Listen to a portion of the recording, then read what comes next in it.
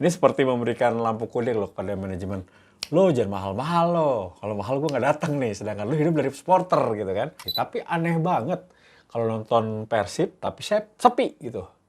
Biasanya mah bobotoh mah ada ada ruang dikit pasti masuk gitu. Banyak drama yang terjadi, banyak pemain PSM yang sering jatuh, cedera, apakah itu benar atau tidak.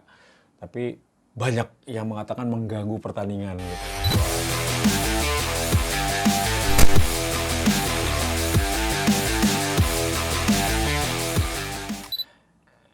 Di atas kertas semuanya indah, di atas kertas semuanya sempurna, meskipun dalam kenyataannya tidak sesuai dengan ekspektasi kita. Tinggal bagaimana kita menyikapinya. Ya, kembali dalam Di Atas Kertas, kali ini gue hadir dalam episode Liga 1 Indonesia yang sudah bergulir. Dan sudah 9 pertandingan diselesaikan, ada 22 gol tercipta. Bagaimana? Puas gak? Puas gak? Puas gak? Pasti ada yang puas, ada yang enggak. Karena dalam awal liga ini banyak pro dan kontra. Ada beberapa kelompok supporter yang melakukan aksi boikot, seperti di Bali, karena memang ada kenaikan harga yang tidak sesuai dengan kemampuan dari supporter atau terlalu mahal. Sedangkan di Bandung ada distribusi tiket yang membingungkan sehingga membuat ribet antara stadion dengan penukarannya terlalu jauh. Jadi bobotoh banyak yang tidak hadir. Bahkan tidak sampai 50% kapasitas di GBLA. Ini tentunya menarik untuk diperbincangkan. Tapi ada beberapa hal juga yang positif. Yang di sini gue lihat bahwa wasit semakin baik, banyak kemajuan. Kemudian sudah maksimal lah kualitas penyiaran, coba ditingkatkan. Meskipun masih banyak kekurangan, tapi at least lebih bagus daripada musim lalu. Dan sejak awal bahwa wasit yang nakal akan dihukum, kemudian pelatih yang tidak bisa memberikan andil yang bagus atau melepaskan tim nasional, pemain ke tim nasional akan diusir. Itu kan hal-hal yang sudah ditegaskan sejak awal. Semoga saja kedepannya akan bagus. Tapi memang dari 9 pertandingan yang ada, 5 tim berhasil meraih kemenangan dan 3 pertandingan berakhir dengan hasil seri. Jadi di mana di hari pertama, di hari Sabtu, Bali United kalah 0-1 menghadapi PSS Sleman. Kemudian Persis Solo dikalahkan oleh Persebaya Surabaya dengan skor 2-3. Dewa United mengalahkan Arema dengan skor 1-0. Persib Bandung bermain imbang 1-1 menghadapi Madura United. Kemudian ada Barito Putra yang mengalahkan Persita Tangerang dengan skor 2-0. Ada Rans Nusantara mengalahkan Persikabo 2-1. Kemudian Persik Kediri 1-1, Persija 1-1, dan PSIS Semarang mengalahkan Bayangkara. Presisi Indonesia FC, namanya baru. Dengan skor 3-1. Tapi nama baru, sayang sekali mereka harus kalah. Jadi hanya 4 tuan rumah yang berhasil menang, yaitu Dewa United, Barito Putra, Rans Nusantara, dan PSIS Semarang. Sedangkan rata-rata stadion sepi, khususnya tadi gue udah bahas, bagaimana Bali dan juga Persib Bandung. Jadi sementara ini yang ada di puncak klasemen adalah PSIS Semarang, kemudian diikuti Barito Putra, Persebaya Surabaya, Rans Nusantara, dan juga Dewa United, serta PSIS Sleman. Jadi 6 tim yang berhasil menang 3 pertandingan seri ya. Oke, 4 tuan rumah menang, gue akan membahas mengenai Bali United menghadapi PSIS Sleman. Ada apa dengan Bali United? Ini di luar dugaan bahwa Semeton Dewata tidak hadir ke Stadion Kapten Iwayan Dipta karena satu, mereka merasa bahwa kenaikan tiket ini tidak ada komunikasi katanya, sehingga hanya hadir 3.450 orang atau setara dengan 14% dari kapasitas Stadion Kapten Iwayan Dipta. Wow, ini benar-benar sepi ya. Terus sedangkan ini adalah partai pembuka. Jadi menurut gua ini sedikit mengecewakan sebetulnya untuk sebuah pembukaan dari sebuah pagelaran gitu. Tapi itu hebatnya sih Semeton Dewata kompak ya, karena memang harusnya supporter juga memberikan aksi dengan hal positif gitu. Ini seperti memberikan lampu kuning loh kepada manajemen. Lo jangan mahal-mahal lo. Kalau mahal gue nggak datang nih. Sedangkan lo hidup dari supporter gitu kan. Jadi ini sebetulnya hal yang wajar dalam sepak bola modern. Protesnya tidak anarkis gitu. Dan ini semoga saja nanti akan ada pembicaraan antara Bali United dengan supporternya sehingga nanti di partai home berikutnya harganya mungkin akan balik lagi seperti dulu ya. Kemudian partai ini juga sangat menarik bagi sang pelatih Marian Michel, pelatih dari Rumania yang menangani PSS Sleman. Ini menjadi kemenangan yang membuat dirinya mampu balas dendam ketika dia pernah menjadi pelatih di Ton Hoa, tim dari Vietnam. Kali itu dikalahkan oleh Bali United dengan skor 2-3. Waktu itu di 1-3 di AFC Cup tahun 2018. Jadi dia menangani PSS Sleman dan menang menghadapi Bali. Nah sebenarnya apa sih yang menjadi kekurangan dari Bali? Gue lihat sebetulnya Bali tidak banyak berubah pemain ya. Hanya saja memang masuknya pemain baru menggantikan pemain yang hengkang ini tidak setara, tidak bagus atau selalu sudah dibaca. Jadi para pemain Bali ini banyak pemain senior ya, pemain tua ya, jadi sudah dibaca. Dan juga Teko mendapatkan kecaman keras yang gue dengar bahwa salah satu bentuk protes mereka tidak hadir bersama Dewata ke Kapten Dewa Dipta, katanya ingin berharap bahwa Teko diganti. Karena Teko mundur, prestasinya melorot gitu. Jadi memang posisi yang sangat tidak nyaman bagi Bali United di awal kompetisi. Teko diinginkan mundur oleh Semeton Dewata, kemudian supporter tidak hadir karena tiket kemahalan, ketiga kalah lawan PSS Sleman. Lampu kuning untuk Bali United di awal kompetisi. Ricky Cawor menciptakan gol penentu, sebuah kesalahan dilakukan oleh pemain belakang, berhasil menaklukkan Maringga dan menang. 3 poin untuk tim tamu luar biasa, PSS Sleman. Ganti pelatih, ganti robak pemain, dan berhasil menang. Selamat untuk Elang Jawa. Berikutnya gue akan membahas mengenai hasil pertandingan lain ya. Yang menarik adalah ketika Persis Solo menghadapi Persebaya Surabaya. Nah ini Persis Solo menghadapi Persebaya Surabaya. Ini 5 gol tercipta. Ini salah satu pertandingan terbagus di pekan pertama. Versi supporter. Jadi menurut survei yang gue lihat, ini pertandingan paling menarik. Pertandingan yang menjadi comeback-nya Persebaya setelah mereka sempat unggul. Ini kita lihat dulu ya. Gol dari Bruno melalui penalti di menit ke-29. Setelah itu Persebaya tertinggal 2 gol melalui gol CDB di menit 60 dan juga Ramadan Sananta. Ini makin gacor Sananta.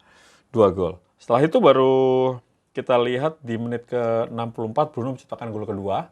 Sekaligus menyamakan kedudukan. Nah, malapetaka itu hadir ketika ada pemain pengganti namanya Tony Firmansyah. Ini Tony Firmansyah melakukan akselerasi dalam kotak penalti, sebuah tendangannya membentur kaki dari Fakih Maulana, pemain dari Persis Solo. Dan akhirnya gol bunuh diri membuat di menit 83 Persebaya Surabaya unggul dengan 3-2. Ini pertandingan yang cukup panas ya, tapi gue melihat bahwa Bruno kembali dikontrak oleh Persebaya, menciptakan 2 gol, mengembalikan kepercayaan bonek, dan pelatih Leonardo Medina dari Persis Solo ini harus mengalami kekalahan di debutnya, melatih tim Indonesia. Dan Persebaya terlihat kembali Coach Aji Santoso mengandalkan sayap-sayap yang cepat dan juga kekuatan lini tengah. Ini masih menjadi kekuatan Persebaya di musim ini. Ini awal yang sangat baik bagi bonek, bagi baju hijau, menang di partai awal. Ini gue bilang ini partai paling seru dan penontonnya juga paling banyak ya. Ada 15.558 penonton atau setidaknya 65% kapasitas Stadion Manahan penuh. Meskipun tuan rumah kalah, tapi gue rasa penampilan yang sangat bagus dari Persebaya Surabaya. Khususnya harus dilihat lini belakang mereka, ada Stefanovic dan juga Adek Raditya bagus ya, sama Hernando Ari. Nah tentunya Bruno ngacak-ngacak. Bisa dikatakan Aji Santoso sukses di awal musim dengan meraih kemenangan. Oke, berikutnya gue akan membahas mengenai Persib Bandung menghadapi Madura United. Ini di GBLA. Ini juga menarik, guys. Ketika banyak bobotoh yang tidak hadir. Terus ada tulisan Teddy out. Kayaknya Pak Teddy lagi tidak akrab nih dengan bobotoh nih. Karena gue dengar satu, tiket dinaikkan. Kedua, pembelian tiket itu ribet. Jadi distribusi tiket yang di luar Bandung harus nuker tiketnya jauh dari GBLA. Jadi membuat mereka ribet gitu. Jadi tidak ada koordinasi yang baik. Mungkin karena masih di awal musim jadi miskoordinasi. Tapi aneh banget kalau nonton Persib tapi saya sepi gitu. Biasanya mah bobotoh mah ada ada ruang dikit pasti masuk gitu. Ada. Ini masalahnya sepi. Jadi pasti akan berpengaruh pada penampilan Mark Klok dan kawan-kawan. Jadi gue lihat ini ada ketegangan dari kubu Persib Bandung. Justru di menit ke-5 mereka kebobolan melalui gol Jaja. Apaan tuh? Bukan itu Jaja Miharja ya. Gol Jaja 1-0. Setelah itu Madura bermain sangat rapi. Gue rasa Madura tidak terlalu banyak bermain lebih simpel lah ya maksudnya ya. Ada Lulina, kemudian Beto Gonçalves, sama Rivera di tengah, dan juga tentunya Jaja yang sudah sangat tahu sepak bola Indonesia. Hanya gue lihat Mahler belum tune in. Jadi banyak pemain asing yang belum tune in. Jadi mereka baru beradaptasi dengan iklim sepak bola Indonesia. Tapi untungnya mereka memiliki Satria Tama dan Fahrudin Arianto. Ini gue bisa bilang Fahrudin main sangat bagus sekali. Menunjukkan bahwa dirinya sangat tenang di belakang ya. Bersama dengan Kleberson. Ini Madura bersama dengan pelatih Mauricio Sousa sangat yakin bahwa mereka akan lebih bagus dari musim lalu. Dan terlihat mereka menunjukkannya di GBLA. Sayangnya Persib Bandung bermain sangat buruk. Ya, sangat buruk. Gue bisa bilang sangat buruk. Kenapa? Karena koordinasi lini per lini juga tidak bagus sehingga David Da Silva jarang banget dapat peluang. Dan di sini akhirnya David Da Silva baru dapat penalti karena salah satu pemain kalau nggak salah Edo ya. Edo dijatuhkan. Edo kalau nggak salah, gue lupa gue. Ya kalau nggak salah Edo. Edo dijatuhkan sehingga penalti diberikan untuk Persib. Dan gol dari David Da Silva mampu membuat Paung Bandung lolos dari kekalahan. Bahaya kan kalau kalah di kandang sendiri partai pertama. Wah, bagaimana mengamuk ya bobotoh. Ini serinya udah ngamuk nih. Dan masuk ke Robby Darwish gue rasa ya. Ini masuk ke Robby Darwish ini menjadi kunci dari segala permainan Luis Mia. Memang Persib ini kurang apa ya? Bagus semuanya. Lini per lini mereka memiliki bintang dan skuadnya mahal banget. Tapi gue nggak tahu kenapa kemarin mainnya seperti tertekan nih. Persib Bandung nggak bisa main lepas depan bobotoh. Apakah memang karena faktor teknis membuat mereka, atau kita akan lihat ya di pertandingan berikutnya apakah mereka cepat bangkit atau tidak. Tapi Sato jadi seorang pemain belakang ini juga satu percobaan yang sangat bagus bagi Luis Mia. Meskipun gue masih berharap Persib bermain jauh lebih bagus dari ini. Karena materi mereka harusnya sih lebih lebih agresif ya. Dan lebih permainan mereka tidak seburuk kemarin. Kalau menurut gue buruk. Oke. Itu Persib. Semoga Maung Bandung dan bobotoh bisa akrab ya. Langsung dibicarakan atau mahal-mahal pisan tiketnya gitu. Atau bagaimana cara distribusi tiket yang bagus lah. Kalau manajemen bagus, ada komunikasi dengan bobotoh, pasti nggak mungkin ditinggal oleh bobotoh Persib mah. Mau dari seluruh Jawa Barat akan mendukung Persib pasti. Oke, pertandingan terakhir yang gue bahas adalah Persija menghadapi PSM Makassar. Ini pertandingan yang ditunggu-tunggu akan menjadi big match di pekan pertama. Tapi ternyata kenyataannya yang terjadi nggak big match. Jadi Persija tampil tanpa hanya satu pemain asing. Hanya Rio Matsumura. Sedangkan tidak ada nama-nama pemain asing lainnya di bangku cadangan bahkan. Jadi memang awalnya wah ini akan terjadi perang bintang nih, ternyata tidak. PSM menurunkan 3 pemain asing sejak awal dan membangku cadangan Adilson Silva dan juga Linhares, pemain belakang dari Filipina. Yang terjadi adalah babak pertama cukup seru. Jadi PSM hanya, menurut gua, PSM hanya mampu menguasai Persija di 15 menit awal. Ketika Persijanya panik, ya karena ini di sini gue lihat cukup berani ya. Thomas Doll menurunkan formasi lokal dan muda. Karena di belakang kiper Andri Tani lah udah pasti. Kemudian di belakang ada Hansa Muyama, Rido dan Ferrari. Ini lokal banget kan. Ada kirinya Firsa Andika, kanannya Rio Fahmi. Lokal dan muda banget. Tengahnya Hanif Sabandi dan juga Fandi. Juga muda dan lokal. Kiri Rico, depan. Kemudian ada Rio, depannya juga Witan Sulaiman. Jadi emang benar-benar yang di unpredictable gitu.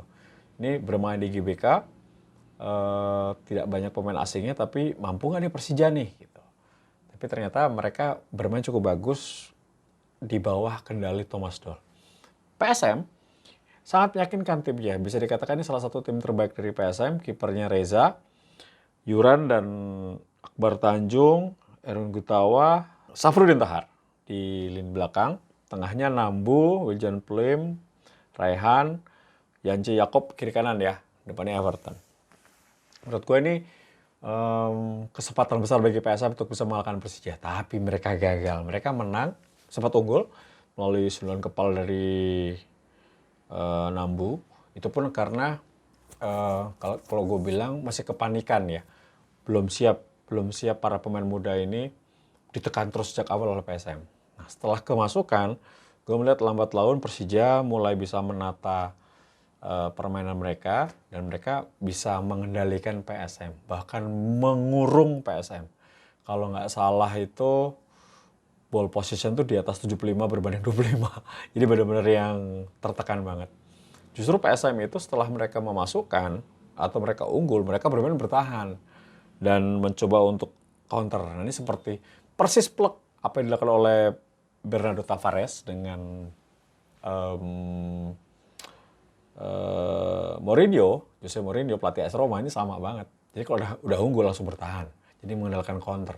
Masalahnya mereka mencoba mengeksploitasi bola-bola atas karena mereka tahu Persija tanpa para pemain asing, tapi tidak berhasil.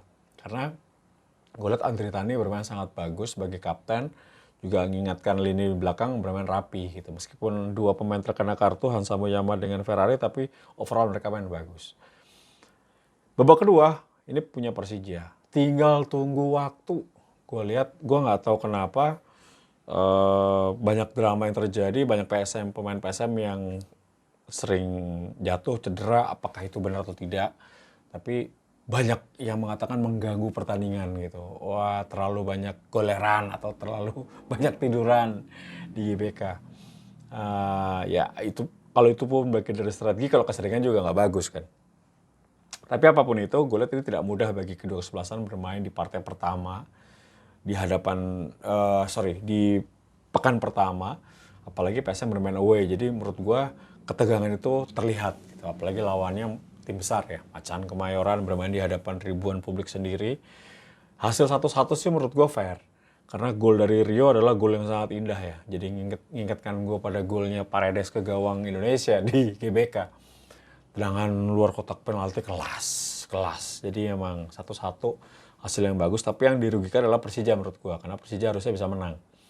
Mereka nggak tenang aja, memang tidak ada pemain asing ya, mereka mengandalkan kecepatan pemain lokal. Tapi Thomas Doll di hari ini lebih unggul lah dari PSM. Terlepas dari katanya Persija nggak fair karena ada pemain yang tergeletak. Gue bilang bukan ya, apa ya, wasit tidak call, jadinya ya play on gitu, karena itu menguntungkan bagi Persija. Kalau PSM bisa di posisi yang sama, gue rasa juga akan melakukan hal yang sama, karena wasit nggak call, harus mengejar ketinggalan gitu, jadi wajar. Jadi menurut gue jangan menjadi masalah besar lah. Intinya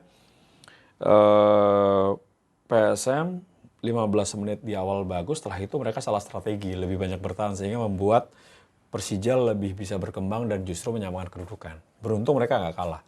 Dan Persija dengan tidak banyak pemain asing yang mereka pasang, hanya satu, dengan hasil 1-1 menghadapi juara bertahan PSM, ini bagus. Ini menurut gua big match, tapi yang menang adalah strategi Thomas Doll. Kalau lihat dari susunan pemain ya. Kalau secara permainan keseluruhan, dari data statistik ya gue lihat Persija unggul. Makanya PSM bawa pulang 1 poin ke Makassar udah bagus banget gitu. Melihat permainan mereka seperti itu. Gitu. Oke, itu Liga 1 pekan pertama. 22 gol tercipta. Wasit atau masalah wasit tidak terlalu banyak disorot. Nah, semoga aja ini akan terus berlanjut di pekan kedua, di mana pekan kedua akan berlangsung tanggal 7.